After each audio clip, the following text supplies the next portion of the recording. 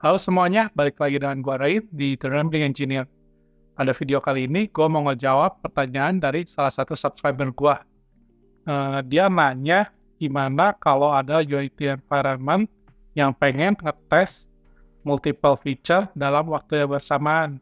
Misalnya dia bilang ada 3 feature, dia target go live, dan dia feature-nya ada di modul yang sama, ada di backend, dan juga ada di frontend.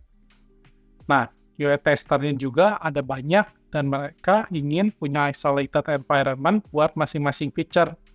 Dan testingnya jadi harus bisa paralel karena tim QA-nya juga cukup banyak. Oke, nah untuk yang kali ini jawabannya adalah ada 2 ya. Mungkin ada yang lain, tapi yang gue tahu cuma 2 ini. Yang pertama tentunya adalah ya memang kita mendeploy UIT environment-nya berkali-kali di isolated environment masing-masing. Jadi tiap Git branch akan mempunyai environment-nya sendiri. Nah, tapi cara yang ini tuh biasanya udah nggak dilakuin lagi. Mungkin memang ada beberapa perusahaan yang masih melakukan ini, misalnya contohnya ada perusahaan konsultan yang misalnya project based doang, dan biasanya kecil, mereka nggak mau pusing-pusing, mereka mungkin masih melakukan ini. Dan biasanya kalau udah di yang perusahaan yang ngejual produk, ini udah nggak dilakuin. Dan mereka yang masing-masing Git branch punya environment masing-masing udah di live ship ke development environment only. Jadi buat semua developer, tentu saja mereka bisa punya Git branch sendiri dan tiap Git branch mereka bisa mendeploy-nya di isolated environment-nya sendiri. Jadi tentu saja karena kita masih develop ya, tentu saja setiap branch dan setiap environment-nya harus punya masing-masing dan nggak boleh bersangkutan tentunya ya. Tapi kalau UIT biasanya udah enggak, atau misalnya bukan UIT ya, itu mungkin trial atau staging environment yang mirip-mirip kayak gitu, biasanya cuma ada satu. Karena apa? Karena ini biasanya environment benar-benar mirip dengan production. Jadi waktu ngetes, ya benar-benar semuanya sama dengan production. Mungkin yang berbeda adalah tinggi resource-nya. Jadi misalnya kalau di production pakainya X large, di yang trial atau staging misalnya cuma pakai medium, jadinya sedikit lebih rendah resource-nya, tapi cluster-nya, jumlah pod-nya semuanya biasanya sama. Nah, gimana caranya biar bisa melakukan hal kayak ini tanpa nge-deploy masing-masing? Mungkin kalian juga udah pernah tahu ya, udah pernah mengalami ini. Contohnya kalau kayak yang dulu di Facebook, UI-nya tiba-tiba berubah, tapi di teman kalian belum berubah. Nah, ini juga sama, ini namanya A/B testing. Nah, ini salah satu caranya. Yang lain adalah dengan memakai feature flag. Dan ini adalah hal yang ingin gue bahas di video kali ini. Gue akan kasih demonya, dan kasih tahu kalian caranya dan open source-nya. Udah mau tahu, lanjut, tonton terus videonya, dan jangan lupa like dan subscribe. Oke, sekarang gue akan memulai dengan nge-share apa sih tool yang gue pakai buat feature flag. Gua biasanya pakai yang namanya ini ConfigCat ya. Yang bisa lihat ini ConfigCat. Jadi dia ini kayak punya hosting server sendiri untuk feature flag configuration-nya. Nah, apa sih sebenarnya feature flag service itu? Ini intinya dia bisa turn feature on atau off, dia nge-toggle, dan artinya karena dia ada di servernya sendiri, jadi ini on atau off-nya bisa hot switch ya. Kamu bisa config on atau off kapan aja. Tapi bukan cuma itu juga ya, dia juga bisa buat kayak ini nih, dia bilang di target user segment based on region, email subscription, atau any custom attribute. Jadi misalkan kalau kita mau nge-target nih, region untuk Provinsi Jawa Barat aja nih feature-nya, kita bisa melakukan itu juga. Dan juga dia bisa nge-support percentage rollout.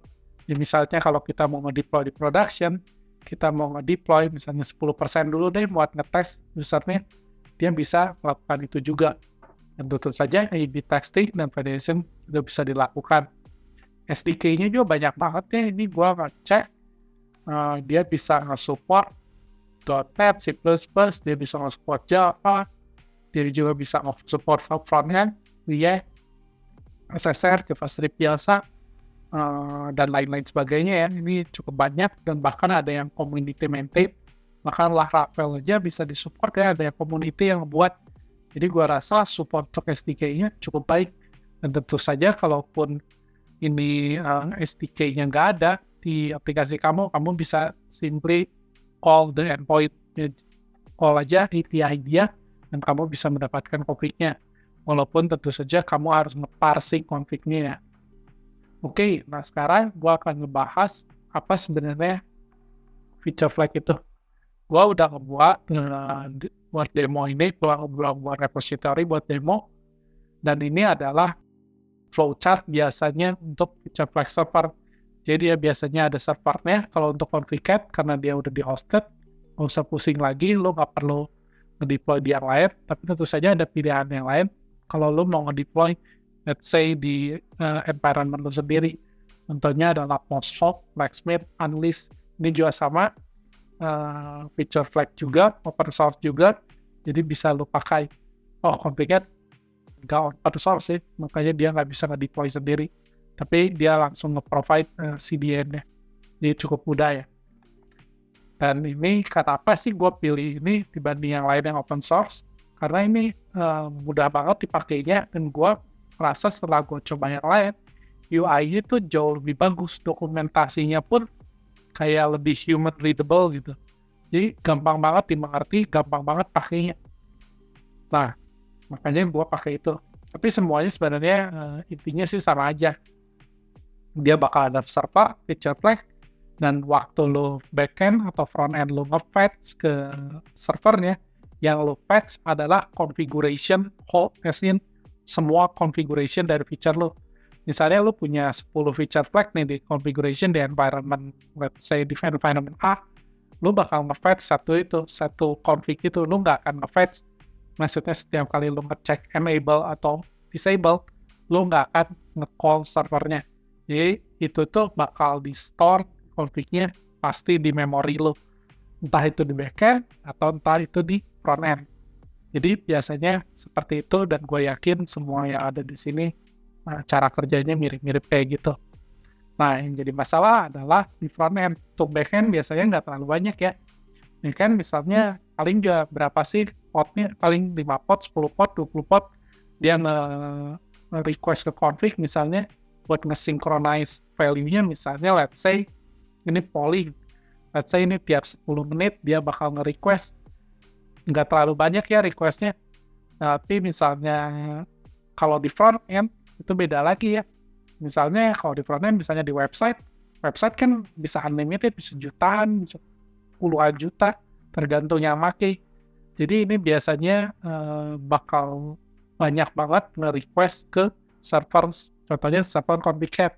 Dan tentu saja yang namanya kayak gini ya, dia udah nge-host server, pasti ada biayanya ya.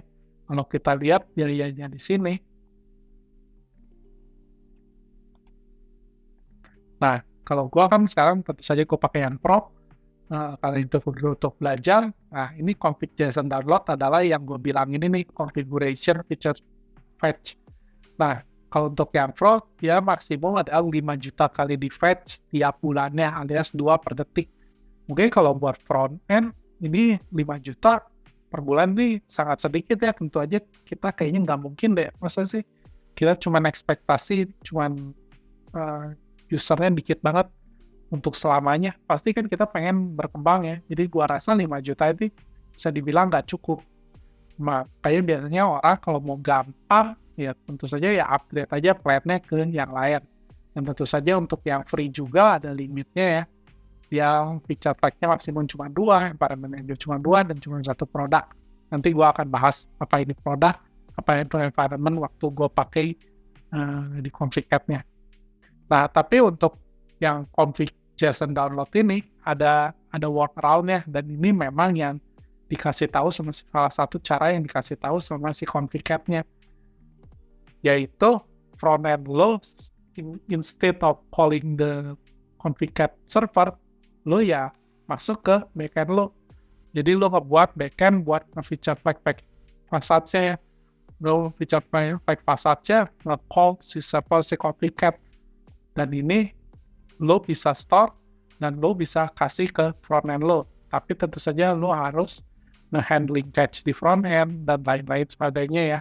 Jadi sedikit lebih complicated dibandingkan yang bayar aja tentu saja ini memang normal ya. Jadi itu adalah feature flag.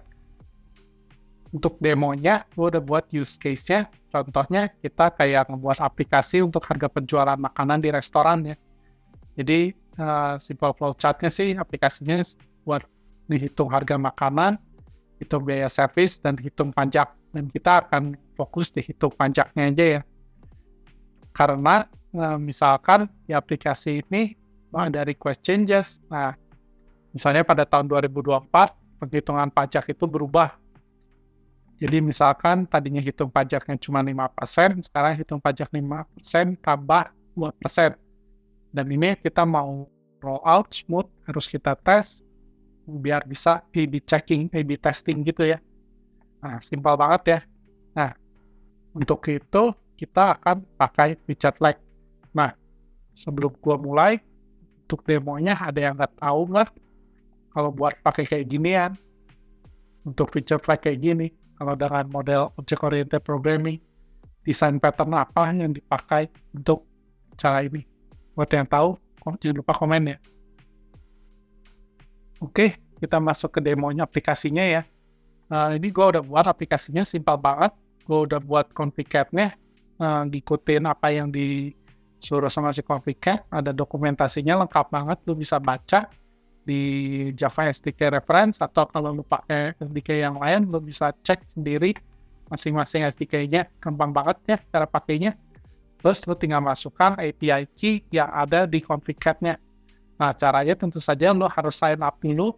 Gue udah sign up, gue udah login di sini, dan gue juga udah ngebuat satu feature flag, yaitu pajak 2024. Kali ini gue nge-disable dulu ya value-nya buat ngetes, buat ngecek apa yang terjadi nanti.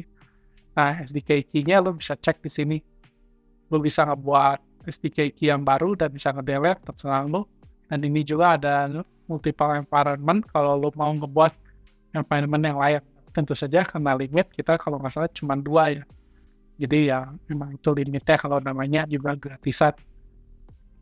Nah, sekarang gue udah buat dan gue udah punya ini demonya. Ini restoran repo, simpel banget, cuman map. Isinya ada beberapa restoran yang udah gue hardcode doang, Jabar, Bandung, dan semua teksnya gue bisa lu lihat semuanya 5% ya. Dan sekarang karena ini feature flag-nya masih old, ini gue juga kalkulasi. Di ini kan ada kalkulasi get text-nya ya, yang bakal gue print. Kita print dulu aja ya sebelum ngecek apa sih code dibaliknya. Nah, hasilnya seperti kalian lihat, restoran di Bandung pajaknya adalah 5%, 5%, 5%. Pasti ini yang di get text ini sebenarnya ini simpel banget ya, isinya kalkulasi dari semua yang ada di teksnya. Jadi intinya sih kalau dia enable, dia bakal masuk ke teks 2024, dan kalau dia di disable, dia masuk ke teks pre 2024. Yang teks pre 2024 adalah ya teksnya ini yang 5% yang di repo ya. Tapi kalau yang lain, ini adalah ya ditambahin 2%. Super simple banget ya. Nah, sekarang kita coba enable take and publish change. Oh iya, karena ini publish static void main dan gue exit, jadi setiap kali aplikasinya mulai baru, dia bakal nge-fetch config-nya. Tentu saja kalau aplikasi kita misalnya web-based atau udah server, dia udah di hosting, tergantung kamu gimana cara sinkronisasi configuration feature flag-nya. Bisa polling, misalnya tiap 5 menit, tiap 10 menit, bisa juga webhook. Si config cat dia nyediain webhook. Kalau nggak salah di sini, ya, lu bisa lihat. Dia bisa nge-webhook. Kalau lu misalnya pakai sama kayak gua pakai Java, simpel banget, tinggal buat aja API-nya, lalu tinggal call aja, refresh-nya, that's it, very simple.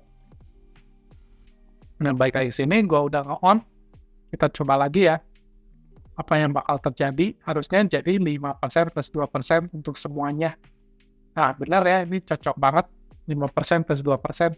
Nah, bayangin kalau kita ini adalah udah deploy semuanya, jadi lu bisa nge-host switch simple banget, ngomong onin semuanya, ya tinggal di-enable aja semuanya. Kalau lu pakai webhook, itu bisa dibilang real time, kayak begitu. switch on, langsung semua server lo bakal kesinkronisasi. Tapi tentu saja kalau yang namanya webhook, lu bakal target ke misalnya lu punya multiple pods nih, misalnya 5 pod di server lu, dia bakal masuk cuma 1 pod. Lu harus ngesinkronisasi ke pod-pod yang lain. Cara gampangnya adalah dengan distributed cache ya. Si config cache juga dokumentasiin gimana cara pakai distributed cache. Jadi gampang banget. Lu bisa search saja cache-nya, cari yang sama Java, nggak tahu ada Java atau enggak. Nah ini ada how to use config cache with Redis. Lu bisa cek, ini gampang banget. Gue udah pernah implementasiin sendiri. Intinya sekarang cache-nya si config cache bukan di memori lagi, tapi ada di Redis. Jadi otomatis langsung kesinkronisasi ke semua pod lo ya. Oke, sekarang kita coba lagi dengan fitur yang lain. Contohnya adalah dengan yang percentage base ya. Nah, gua akan ngebuat 50% user gua adalah on dan 50% lagi off. Dan yang ini ya, karena kita udah percentage, ini sebenarnya udah nggak dipakai ya. Karena kita cek lagi, kita run apa yang terjadi, harusnya mungkin 50%-nya on. Versional. Ya, kita bisa lihat lagi, 3 ini 5%, yang lainnya cuma 5% plus 2% ya. Jadi yang udah enable benar ada 3, ini ada 3 juga yang masih di disable. Nah, yang menariknya itu, ini dia kayak sticky gitu.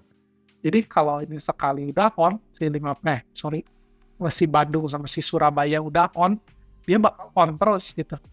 Karena akan gue buktikan ya, gue nge-run lagi, pasti hasilnya bakal sama terus. Tuh, 5% lagi plus 2%, 5% plus 2%. Nah, kenapa ini terjadi? Ini simpel banget, karena waktu si config cache ngirim, dia kan kita ngirim ke si config cache nanyain nih, dia enable atau enggak di cache kita.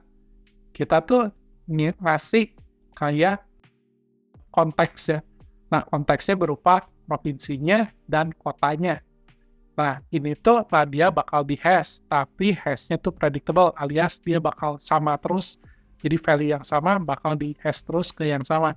Kalau dia percentage base, dia bakal range-nya antara 0 sampai 100%.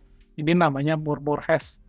Buat yang nggak tahu apa itu murmur hash, lu bisa search, ada di Wikipedia. Ini simpel banget, ini hash basic banget. Buat yang nggak tahu, silakan bisa dicek, nggak perlu detail. Intinya sih ini biasanya dipakai buat percentage base kayak gini.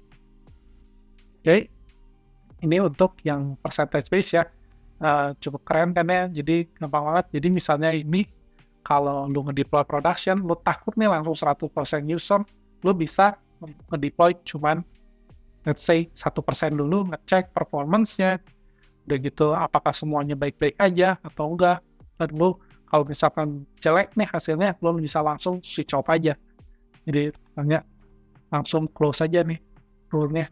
Begitu, oh ya, saya jangan lupa lu disable. Udah semuanya udah langsung disable. Balik ke feature lu yang lama. Jadi benar-benar hot switch ya. Dan tentu saja misalkan lu juga bisa nge-rule pakai condition. Ini spesifik buat user ya. Misalkan kita kan punya provinsi sama kota ya. Ini provinsi sama city. Gua akan masukin misalnya provinsinya let's say Jabar. Dan gua kalau misalkan custom city, let's say kan ada yang kedua Bandung ya. Gua mau enable cuman buat Bandung doang, yang lainnya off. Maka gue cukup kayak gini aja. Dan kalau gua run, dia bakal yang on-nya cuma si Bandung Jabar. Gampang banget ya, enak banget. Lu bisa nge-spesifik dan biasanya ini yang dipakai buat nge-exclude. Misalkan nih ya, kalau yang namanya lu udah project, udah produk, klien lu banyak banget, pasti ada beberapa klien yang penting banget buat lu. Dan lu nggak mau klien lu, misalnya nyobain dulu, lu mau cobain dulu di klien yang kayaknya lebih kecil, yang impact-nya lebih kecil. Kalau itu oke, baru lu mulai ke klien yang lebih gede. Dan tentu saja juga ini bisa dipakai dengan cara lain, bukan cuma custom. Misalkan dengan user yang login. Nah, jadinya misalnya kalau pertanyaan yang subscriber gue kan nanya, QA team-nya banyak nih. Nah, QA team-nya banyak kan berarti usernya beda-beda ya, loginnya beda-beda. Misalnya, oke lah untuk grup QA ini buat ngetes feature A, dia pakai usernya yang grupnya let's say grup A. Lu bisa buat aja ya, contoh aja misalnya, buat saja QA group,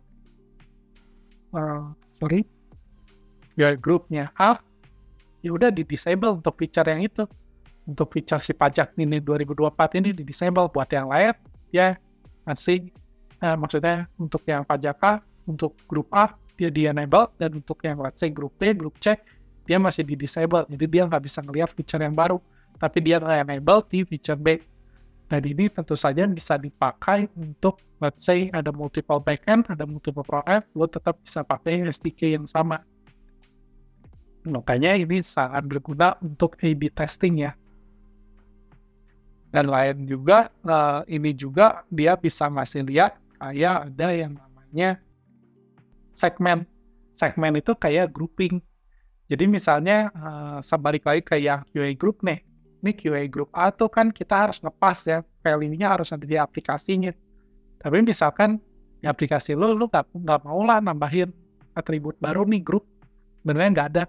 Tapi lu punya username si usernya, lu bisa ngirim username-usernya ke sini. Misalnya ini, ya udah username, value-nya let's say, gua nggak tahu apa, mungkin misalnya email aja ya, kayak gini, dia bisa gitu.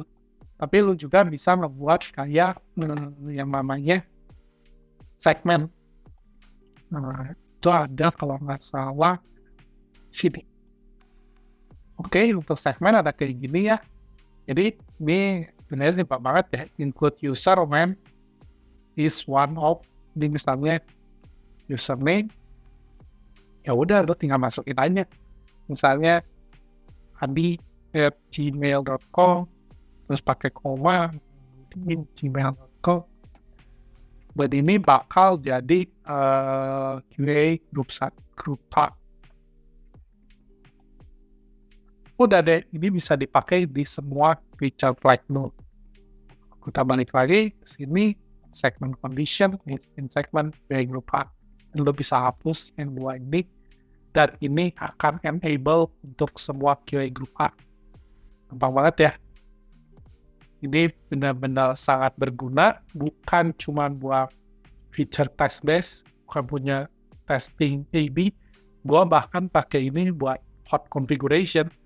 Jadi misalnya kalau buat patching, gua ngebuat aplikasi, gua punya buat patching, patchingnya pakai configure. Jadi gua bisa enable kalau gua mau patching, dan gua bisa masukin configuration-nya. Itu gimana caranya? Gua nggak ngedemoin di sini karena gua rasa ini benar-benar udah simple banget, dan cara-caranya juga udah didokumentasin dengan sangat jelas. Bahkan di sini juga udah didokumentasin sama si config-nya.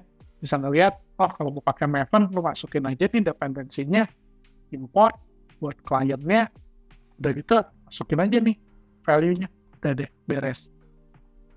Nah, makanya gue juga akan ngasih lihat kalau buat feature flag yang kayak konfigurasi gitu. Nah, lo harus masukinnya text setting. Jadi kalau feature flag cuma buat boolean. Untuk whole number ya, obviously itu ya not number ya, decimal ya. Nah, kalau buat konfigurasi, misalnya lo mau ngebuat JSON, lo pakai text setting. Misalnya gue mau patch config nih, mau hack, tapi itu tentu saja untuk production lo harus hati-hati ya, jangan sampai lo ngerusak environment sendiri. Nah, untuk value-nya sebenarnya ini bisa JSON ya, simple banget. Ini main ya kayak gini misalnya, gua mau patch data X enable, atau misalkan lain-lain lah, terserah lu, apapun JSON-nya itu terserah lu. dan lu bisa configure sendiri dan bisa dimasukin ke objek lu ya. Jadi bahkan dia ngebuat bisa ngasih lihat dia udah nge-prettify JSON-nya. Jadi benar-benar gue senang pakai Complicat, dia UI-nya bagus banget. Di yang lain juga sebenarnya ada kayak gini, tapi gue merasa UI-nya nggak terlalu bagus gitu. Gue ngerasa UI di sini benar-benar user friendly. Nah, itu untuk text setting, untuk JSON, dia juga bisa ngecek, lu bisa ngeliat fetch config gimana cara pakainya, lu tinggal pakai string.class ya. Nah, nanti dia bakal return apa JSON value lu. Dan untuk default-nya, lu juga bisa ngebuat JSON default lu ya. Jadi, benar-benar super simple. Nah, ini benar-benar sangat berguna. Gua harap ini juga bisa berguna buat lu. Oke, itu aja penjelasan dari gua tentang feature flag buat A/B testing. Dan tentu saja buat kalian yang pengen cobain, pengen ngecek apa yang bisa dilakukan Copycat, kalian juga bisa sign up ya. Dan repository gua juga available di GitHub yang ada di link di deskripsi ini. Jadi kalian bisa coba, bisa plug aja dan cobain. Sorry kalau emang ini terlalu cepat atau mungkin kalian ada yang baru mulai programming dan nggak ngerti apa yang gue lakuin, kalian bisa baca aja di Complicat-nya, karena dokumentasinya benar-benar sangat lengkap. Kalau gue jelasin semuanya, gue rasa itu buang waktu kalian, dan gue nggak mau kalian ngedengerin gue ngebacain dokumentasinya line by line ya, kayak nggak penting juga.